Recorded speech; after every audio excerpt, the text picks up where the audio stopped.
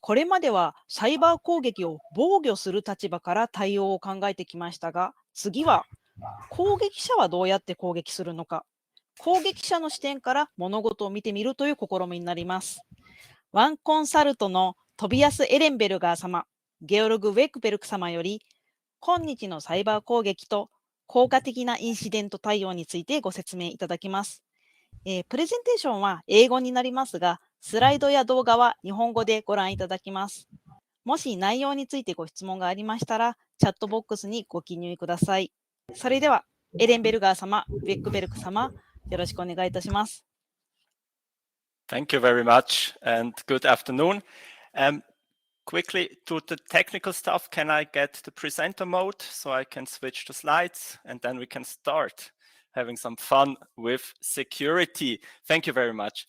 So we brought to you today two types of information. First, I want to start you out with today's cybersecurity attacks. So how do specific cybersecurity threat actors attack your organization? So what do they do? We want to show you the two main ways they get into your company and compromise your data. And then after I presented you and scared you a bit, I will give over to Tobias Ellenberger, who will show you how to do effective incident response based on a real life example of a big company that we supported. And I want to start out with the two ways attackers gain access to your network, to your organization and your data. And the most important one is you have IT systems out there on the internet where they can be accessed from all around the world and they are not perfectly configured and up to date. So as you know, it is very important to update all your systems and keep them safe. And keeping them safe means to configure them, to harden them, and also use secure passwords, two-factor authentication, and so on, everything that we heard before. And I want to show you a small demonstration how a search engine for IT systems on the internet can be used by an attacker without even contacting your organization to find out more about all the IT systems you run and connect to the internet, and then find a way to exploit them, to find one of them which is vulnerable. Can we start the video, please?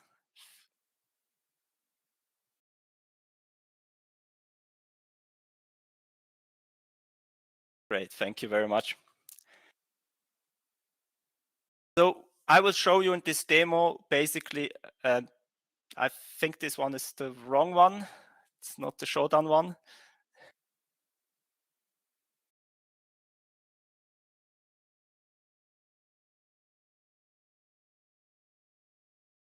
All technical difficulties because I have to stay at home because of COVID.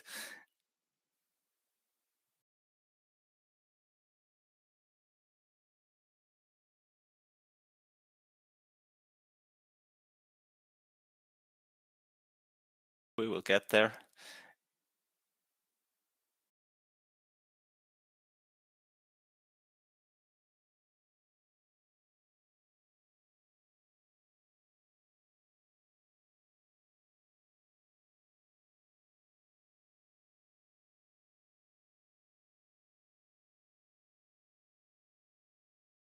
That's the same one.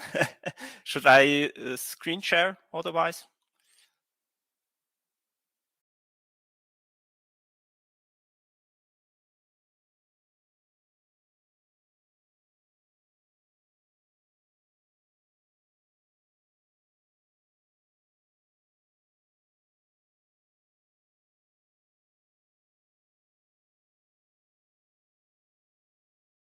That's the last one. Sorry.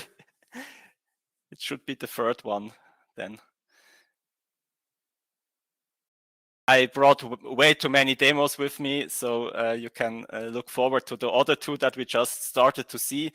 They are even more interesting than the one I will show you right now with Shodan.io. So let me just start already. Shodan.io is basically a search engine that allows you to find IT systems and details about them on the internet. And once we have the video, you will see how much details I can get with a free account without even paying anything. And as an attacker, I can use that information to find and pinpoint the right system I want to attack, because Shodan will show also all the known vulnerabilities the system has. So I don't even have to search very deeply, but I will see every small vulnerability the system has and can attack it afterwards. I will start the video. So what we see here is basically Shodan.io, a very well-known web page on the internet. You can visit it. Don't be scared. It is not illegal or something. It's a very legal service. And what I will do here, I will search for all IT systems in Germany, all IT systems that are located in Germany.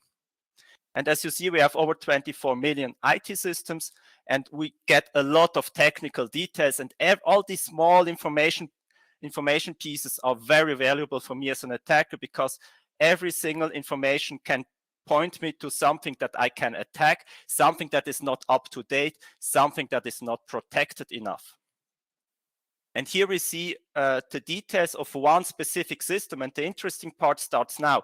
On the left, we have all the vulnerabilities the system has. So I, as the attacker, just have to find one that I know how to exploit, and with it, I can start attacking the system and gain access into your organization.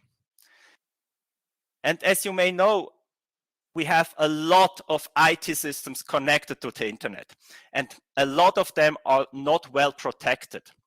We are talking about the attack surface. So for instance, on the right side, we see screenshots of different IT systems that are connected to the internet in Germany, and they provide me remote access. So I can try to log in with a username and password without the other side most likely even realizing it and knowing it. What we also see on the left bottom corner is we also have webcams, so videos from within of organizations, sometimes technical information, sometimes even passwords that we can read from using the webcam.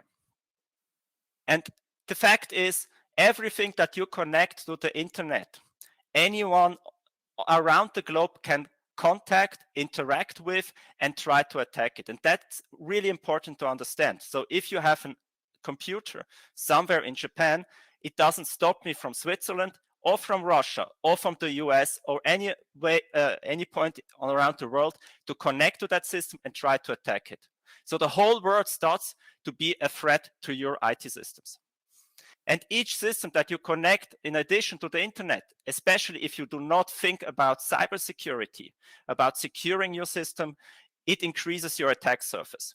And the larger the attack surface, the more points, the more ways I have as an attacker to attack it and gain access to your data. And as an attacker, I often have a really easy time to attack systems that I can find, for instance, on Shodan.io. And the reason is really simple. Most systems are not kept up to date. So patches, updates are not put into the system quickly enough. We also very well know that your employees do not use good passwords. And this is the reason why we want to have two-factor authentication, to protect systems because of bad passwords. We also know that most systems, from our experience, are not well secured and observed and monitored. So once an attacker gains access to a system, deploys malware, malicious software, most organizations won't even realize it and detect it, although they have the tools, they have the software, they have the money to do so.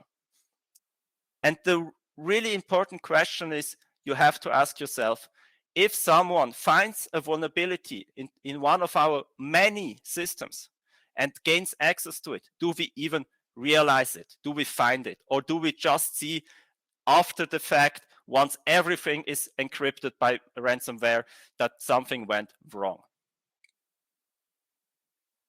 And the task is not easy. So your IT department has to do a lot of work to keep all systems up to date. And there are a lot of different vulnerabilities that can be exploited. the Cybersecurity Infrastructure Security Agency, and US organization, keeps, for instance, track of known exploited vulnerabilities.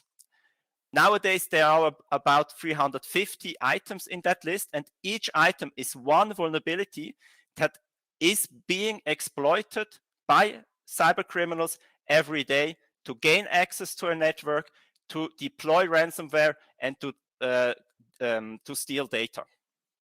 And you have to organize yourself, your IT department, to make sure that all these 350 vulnerabilities are patched if you have some systems that are vulnerable. And then you have to think about the thousands other vulnerabilities that may be used against you.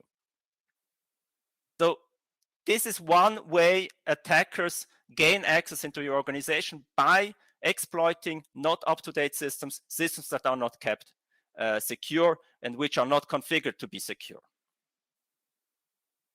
The second way, as we have already heard, are your employees themselves. So social engineering attacks, phishing, business email compromise, and so on are different kinds of attacks to get your employees to do something that risks your security and risks your data.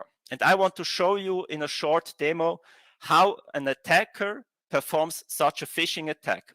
So we will see in the next demonstration how an attacker creates a perfect copy of a login page, a page where users authenticate themselves to an IT system, sends out an email to try to get an employee to click on a link that is malicious, and this link will point the user to a website that is controlled by the attacker but looks legitimate to the user.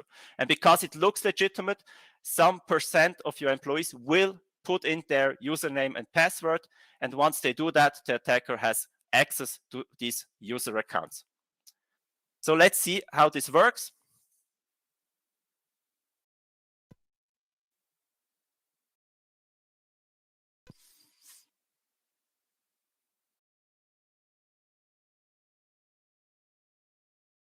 So here we are on a legitimate looking web page. This is a legitimate web page. It does not only look legitimate, it is legitimate. And we have an authentication form, a login form. And now we use a free piece of software to create a perfect copy of that page as a file. And the attacker will use now that file to create a perfect copy of that page, which he controls and can see everything that is put into this evil twin, basically, of the original page. So we will see now a lot of commands, command line tools. Everything that you see is pretty easy to do. I primarily want to show you how quickly it can be done. But if you take a few hours of your time and look at into these tools that we are using, you will learn that they are very easy to use. They are really working out of the box and are being used daily by attackers to create phishing websites to steal user credentials. So we are nearly there. We have to give some information to that piece of software to create the evil twin of our login form. So now the attacker can write an email, and sending an email out is pretty easy nowadays, with a fake reason why the user should click on that evil hyperlink and authenticate himself with his user account on the web page that the attacker controls. So we have some reason why the user, the recipient, should click on it. And as you see, if the user is not careful enough, he will go to evil.com. In this case, we assume, and this is usually also the case in reality, the user will, of course, click on it because why not? I want to have access to my data afterwards.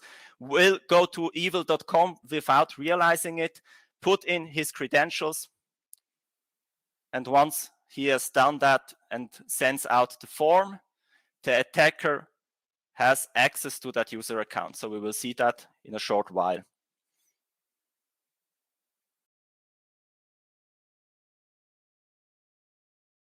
And here we have it. this is what the attacker sees. I have the username, I have the password.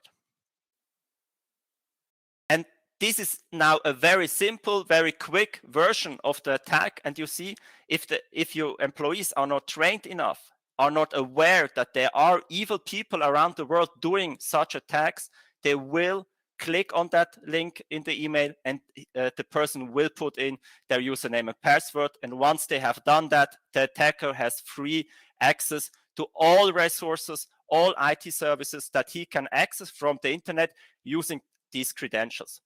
And these credentials may be used to access an IT system like a virtual private network and gain direct access into your organization and start stealing your data. So these are the two most important, most visible types of attacks. So exploiting a known vulnerability on an IT system, or going the social engineering route through your employees to gain access into your organization and start doing real damage to your data, to your IT systems, and especially to your business. And at this point, we have and must talk about ransomware, of course. Ransomware is nowadays a very important topic, a real threat, and basically all I do in my free time and in my work time is handling incidents that are connected to ransomware. This is the main task that my team is built around. So there are two pieces to the ransomware situation. So we have what I call the ransomware process. This is how attackers that are ransomware groups use ransomware against you. There is also the ransomware as a malicious software piece that we will see afterwards. So the process starts first with compromising your organization, your IT systems. And this is done exactly as we have seen before, with a social engineering attack or exploiting one of your vulnerable systems. And once the attacker has access into your organization, first task is to steal all the sensitive information. And this is already a very dangerous point where we have all the GDPR topics that come into play. But the first step is you won't even realize it usually that someone is stealing all your data, all the gigabytes, terabytes of data that you have inside your organization. And only in the third step, you have the classical ransomware attack with encrypting the data. So that's the first extortion that is leveraged against you. And in that case, all your data is encrypted. You cannot access it anymore until you pay the attackers some amount of money, usually quite large amounts of money. And then you get a key back that you can decrypt all your data. You may have a good backup, then you do not need that decryption key. And that's the reason for the next extortion, the second extortion. So the attackers will threaten you to publish all the stolen data. And as the data is very likely sensitive to you, very personal sometimes also, about your employees, for instance, all the HR, the human resource data, for instance, they try to increase the pressure with that you pay their ransom.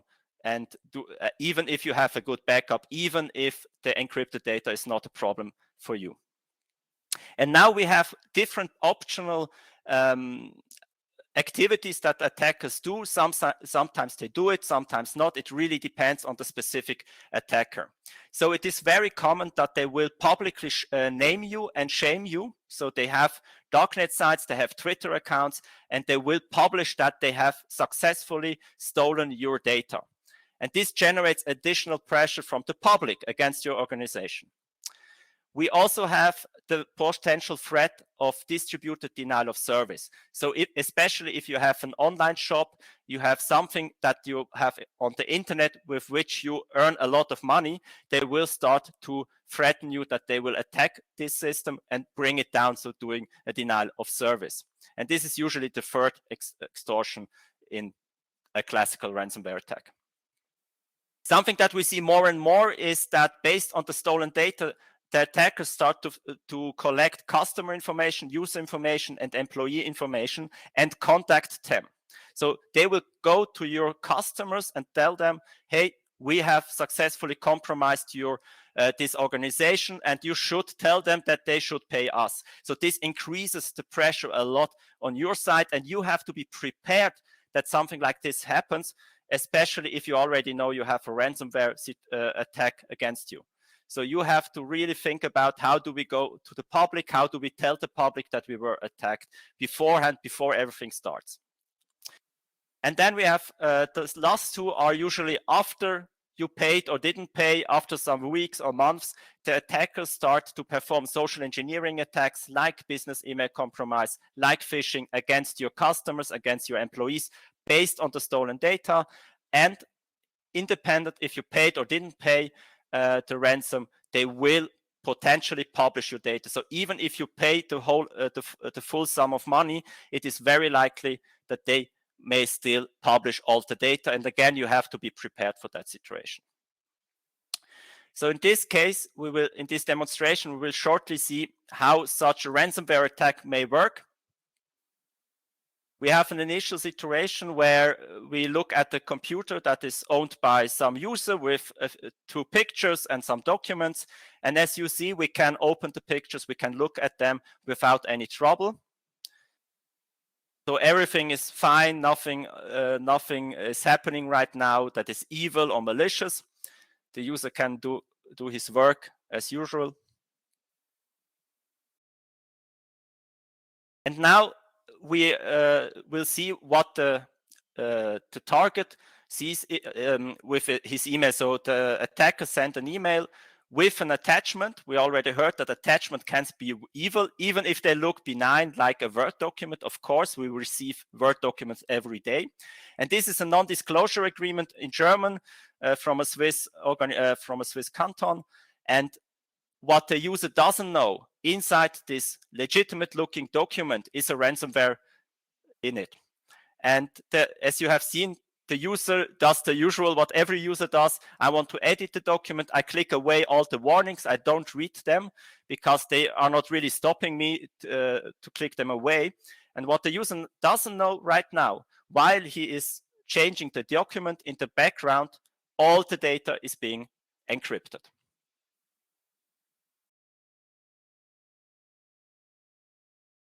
So, and as you see, the desktop looks different. We cannot open the images anymore because they are encrypted, because the ransomware has encrypted everything. And the only thing we can open is a so-called ransom note, where the ransomware group informed us that they have successfully attacked us. And ransomware is very interesting to look at because it combines different threats at once. So on the right, we have the ENISA threat landscape report, the top 15 cyber threats that we faced in 2020. And if we look at ransomware, it starts with the initial access, with the initial compromise. And this is done using malware, web-based attacks, phishing, web application attacks, and so on. So the first 4 cyber threats are already a big part of a ransomware attack.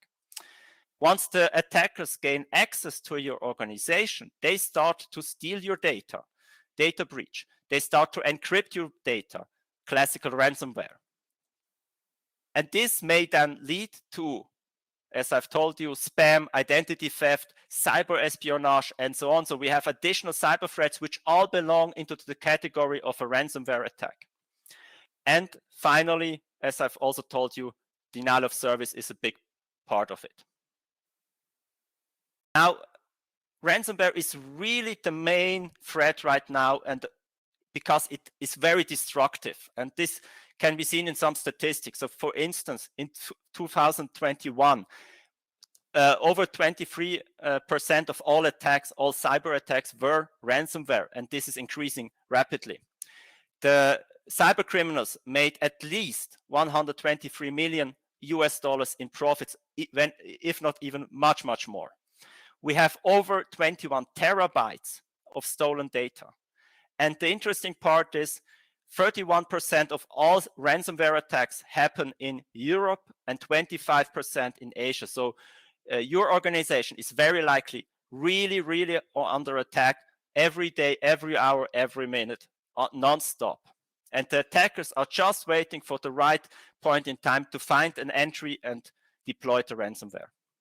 If we look at the statistics of how many computers, IT systems were infected with ransomware, again, Japan and Germany are in the top 4, top 5 of all countries.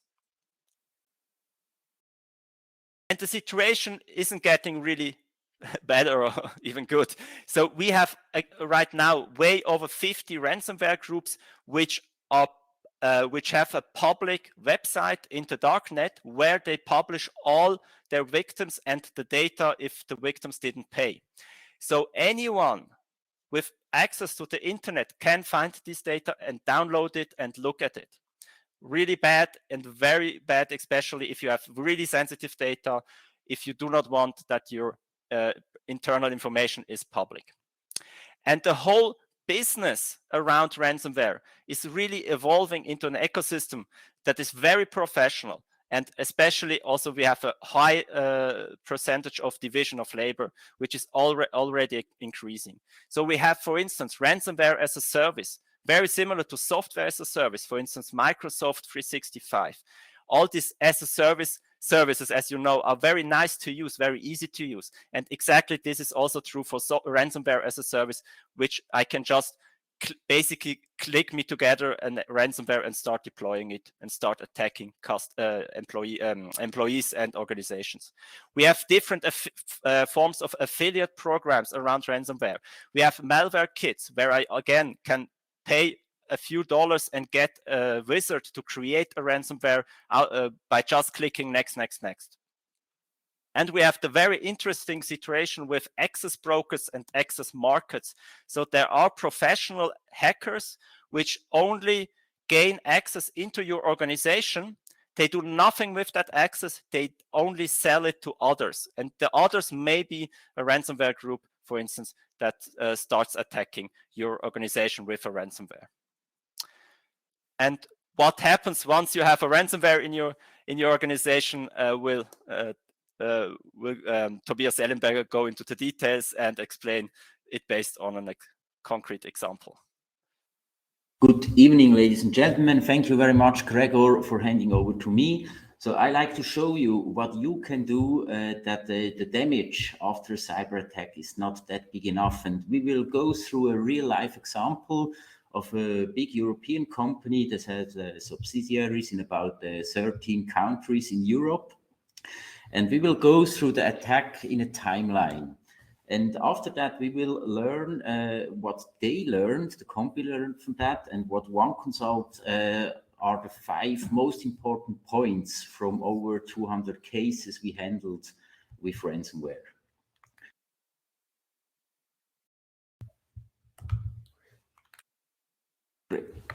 Okay, so now the attack started in June 2020. That was the first time where we saw that the perpetrators were searching for an entry point into the company.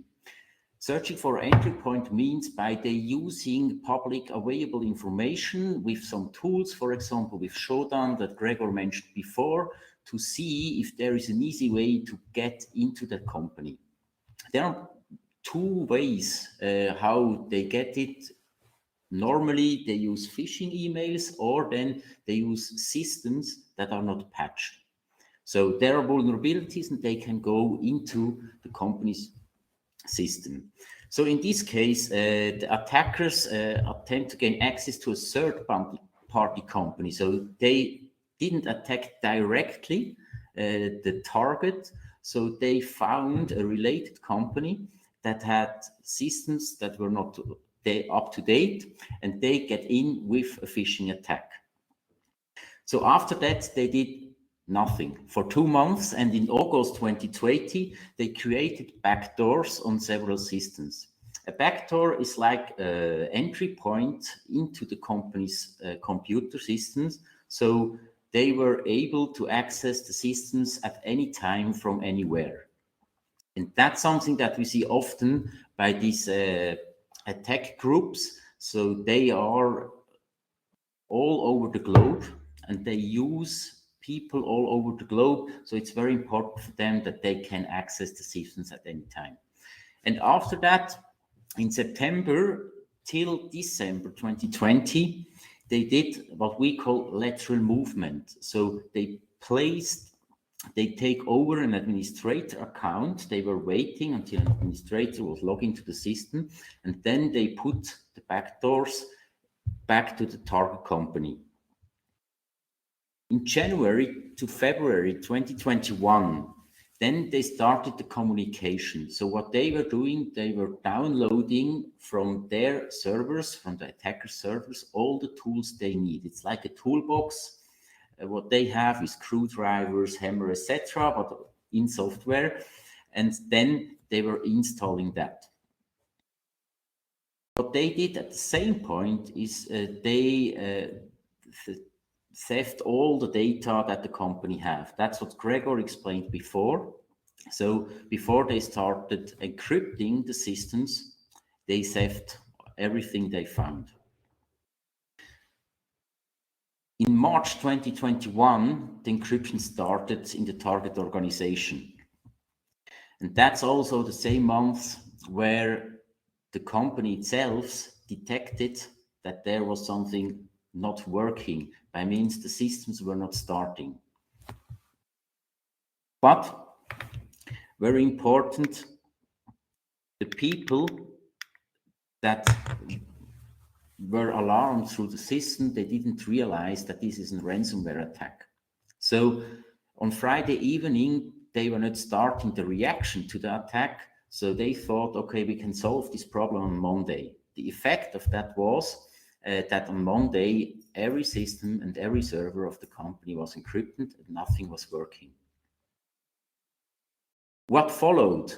Important are some facts that we can take with us and can do it better. So the attack was detected 9 months after the initial access to the company. The attackers were 9 months on the computer systems and were able to do anything they want. So the attack was detected because a normal user was not able to log in on Friday. And in a best case scenario, this is the time where you can react to the attack. So on Monday, when the systems weren't working, the whole management, as well as the board of directors and the IT department, they were very shocked. So they weren't able to react because nobody thought that they could happen to them. And nobody knows what to do now. And that was the point where they called Oneconsult, and we get there to help them. The ransom, what they were asked to pay was several million euros. What we see in our cases is that the ransom is actually in 2022 about 5 up to 10% of the annual revenue a company does. And they are looking for that information in the internet and then tell you that you have to pay that mostly in Bitcoins or some other cryptocurrencies. The chaos phase, that means from an uncoordinated incident handling to a strategic and coordinated incident handling, ended after 4 weeks.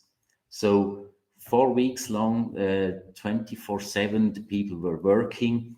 That's difficult, especially for the IT people that work day and night to solve those problems. And it's very important for you and your company that this chaos phase is as short as possible. The incident mode, that means that the point where the people are able to work more or less normal, that means that they can use the tools. It's not like before, but you're able to working, lasts about 8 months. So over 8 months, they have to work not as they normally do. They have to improvise, etc. And they're still working on it to get back to normal. So it means they are over 1 year now to recovery from that incident. A very important point are your peoples. So take care about your peoples, because after the incident mode, after these 8 months, the CIO of the company had a burnout. So he was in hospital and then in a rehab clinic. So he's not able to work anymore. And 5 people left the company it was too stressful. And if they the people that left the company, they had some know-how that no one else had in the company. So the know-how was gone with those people. And this also was one of the reasons why they need so long time to get back to normal. So what has the company learned from this? I talk with the CEO regularly now, every quarter, and ask him, what did you learn from that? What are the most important points that you will tell others about? And he said at first, it's very important that someone has the lead in your company if an incident happened. It sounds very easy, but most companies, if you're asking, okay, who will have the lead in such a case, they cannot answer this question. It's also important that you have a responsible person for the incident management. That means the coordination with all the stakeholders, and someone that has the lead for the incident response. That are more the technical things like the digital forensics to get answers, who did when, what, to get inside your company, what happened and how can we get out. It's also very important at the second point that you keep the overview over all ongoing tasks. It sounds also very easy, but in this case, it were over 80 people that helped to get out of this incident, and someone has to coordinate these 80 people that they do the right task to the right time. Also, you have to keep in mind that there are legal aspects. So if data is stolen, for example, you can get problems with the GDPR. There are technical aspects, and you have to restore all the systems and get back to normal. So think about that in advance and not after the incident happened.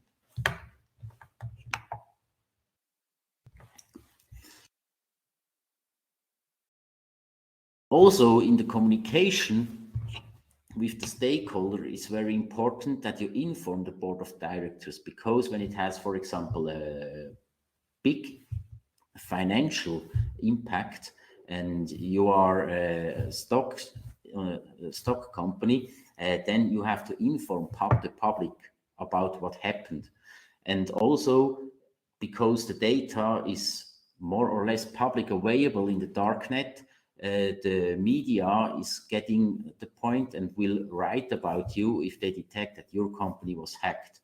And then you have to communicate actively with the media and best have press release ready before. Also, you have to communicate with your employees and your partners. For example, if production systems are not working and you cannot deliver any goods or whatever your company is working with, so they will also be aware that something is not working as normal, so you can prepare the communication. Also, you have to communicate with the perpetrators, and that's something where there are specialists to do that. So in over 90% of the cases, for example, it's possible to reduce the ransom payment just by asking them to do that. And as mentioned before, not everything has to be done on day one. So it's very important that you have a strategy and you have the tasks and do the right task to the right time.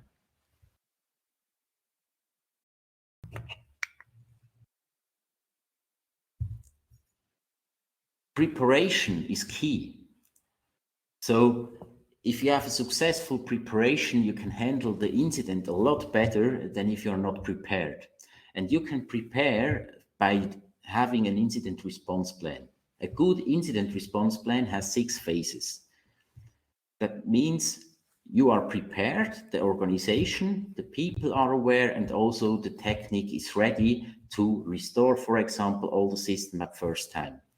The goal of the preparation phase, the first phase, is that you know what to do when an incident happens.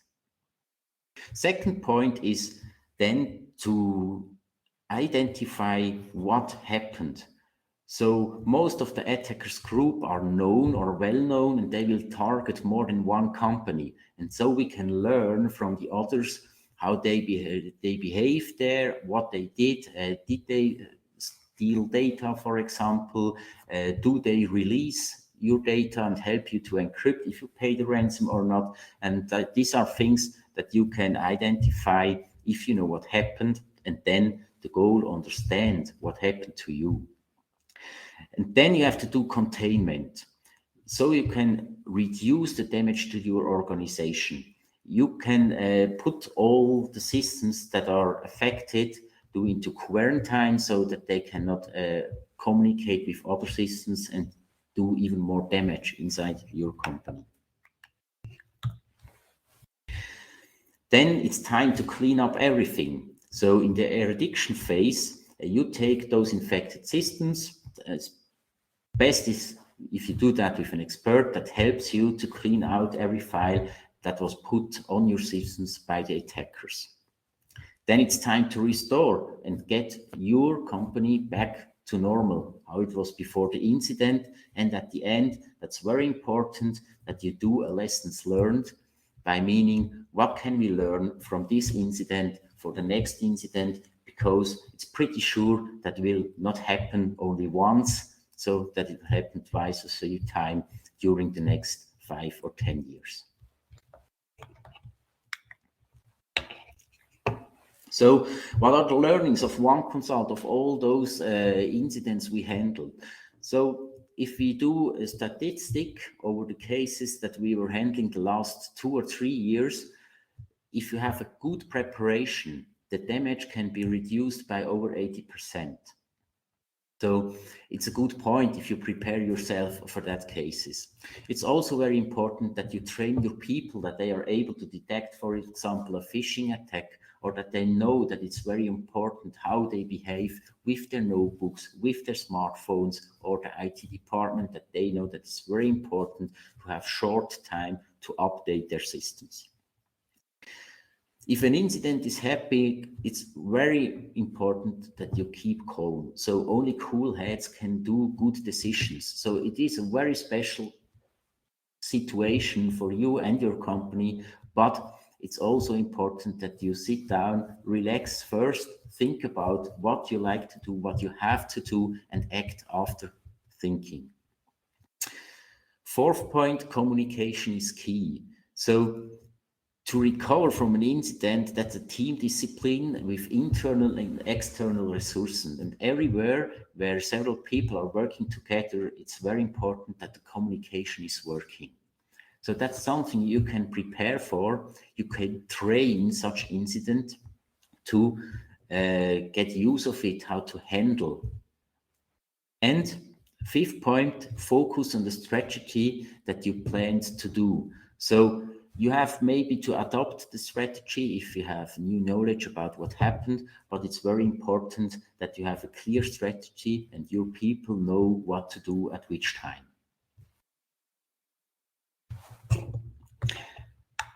So this was it from my side. Thank you very much.